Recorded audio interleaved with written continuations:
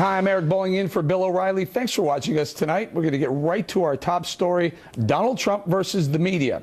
Mr. Trump has sought to make peace with the media this week after a blistering campaign inviting big TV bigwigs to Trump Tower and sitting down for an interview at the New York Times headquarters.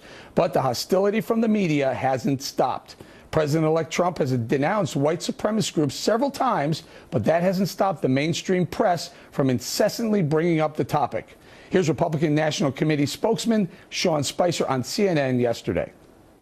Should he go out and deliver a speech specifically denouncing these neo-Nazis, these white supremacists? When is it going to be enough? He has condemned everyone that's come out and supported him, every group that supported him. At some point, you've got to take, his position and go move on. But he doesn't seem to go out of his way to express his outrage over people hailing him with Nazi salutes. Why doesn't he do that more dramatically, if you will, and make it clear he wants no part of these people? Because I think it's asked and answered, Wolf. You've asked me eight times the same question. I've told you what his position is. It's the news media over and over and over again asking the same question. Meanwhile, a short time ago, President-elect Donald Trump again went around the traditional media and made a pitch directly to the American people in a Thanksgiving message. We've just finished a long and bruising political campaign. Emotions are raw and tensions just don't heal overnight. It doesn't go quickly, unfortunately. But we have before us the chance now to make history together, to bring real change to Washington, real safety to our cities, and real prosperity to our communities, including our inner cities. So important to me and so important to our country. But to succeed, we must enlist the effort of our entire nation.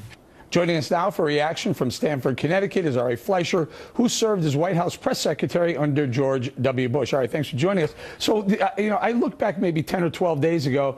President-elect Donald Trump looked into the 60 Minutes camera and said, stop it. He was disavowing the alt-right. He was disavowing bigotry.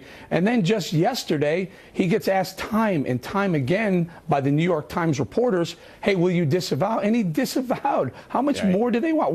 What is the love affair of the left with this alt-right movement scandal or controversy?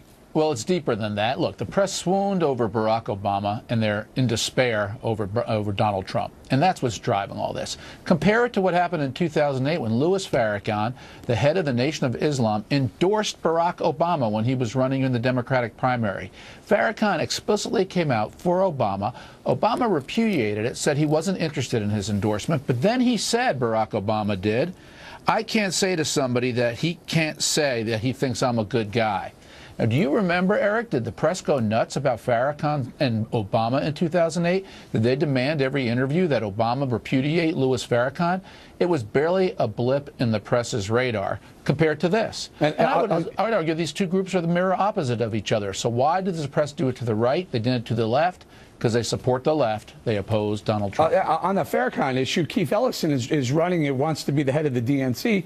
He wrote positive things about Louis Farrakhan in the past, but you wouldn't hear that in the liberal mainstream media. Let me move on a little bit. Monday, the USA Today wrote a piece, a very high-profile piece at the top of their website, comparing the election of Donald Trump to 3 moments in American history. And listen to what they were. The Civil War, the assassination of Reverend Martin Luther King Jr., and Nixon's resignation. Now, those are the things that you're comparing, the next president to. This is how they see this. That's what I mean. They're in despair. Look, think about it this way, too. They describe Barack Obama's presidency as historic because the first African-American elected. If Hillary won, it also would have been called historic, first woman. Donald Trump's the first businessman, the first outsider. Are they calling Donald Trump's election historic? No, they're calling it pretty much the opposite, whatever they can say about it being a continuation of tragedy. This is what happens when you have a press corps that consists almost entirely of Democrats and liberals passing judgment about these events. It's why Barack Obama had a honeymoon that lasted almost his entire presidency, and Donald Trump won't get one at all. Well, okay, so Donald Trump yesterday went over to the New York Times. He went to the New York Times to meet and greet and actually was, gracious enough to do an on-the-record meeting. Part of that meeting was on the record. Wow, that was amazing. Will he now get a fair shake from the New York Times? Oh, no, he won't get a fair shake from anybody in the media. Look, the media is already fired up to oppose virtually all that he does. And you can see that in the negative headlines. You can see it in the tenor and the tone in which he is covered, and get used to it. There is going to be no cordial relationship between Donald Trump and the press. The same type of coverage they used during the campaign is what they're going to use now.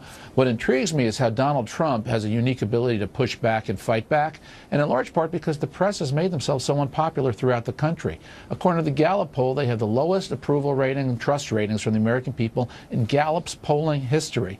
So when the press brings this on themselves, it's not a surprise that when Trump punches back, most of the American people don't agree with the press corps. The press has isolated itself. It's made itself out to be a group that we have to depend on in this country for the First Amendment and to keep a government in check, including to keep Donald Trump in check. I believe in that goal of the press.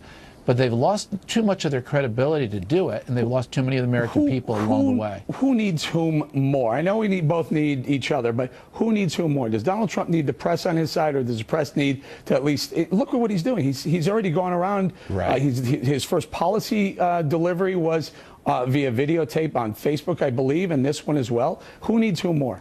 You know, time and technology change everything. You're in the Bush administration. If we released a video like that, we couldn't have, because it would have been perceived as government propaganda, because there was no Facebook or Twitter or Instagram or other platforms to carry that message. We had to go through the media.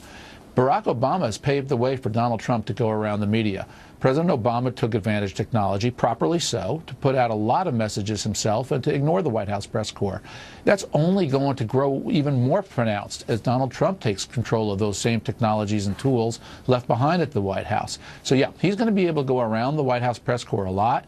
What's fascinating again, though, is Donald Trump also goes through the press corps. Interview with the New York Times, interview with the Wall Street Journal, interview with 60 Minutes. Trump has this fascinating ability to go around them and go through them and complain about them at the same time. He's able to work them very, very well. I got to say thank you very much. Have a great Thanksgiving. Next on the rundown, some big announcements for top jobs in the Trump administration, and they're not without controversy. We'll tell you all about it when we come right back.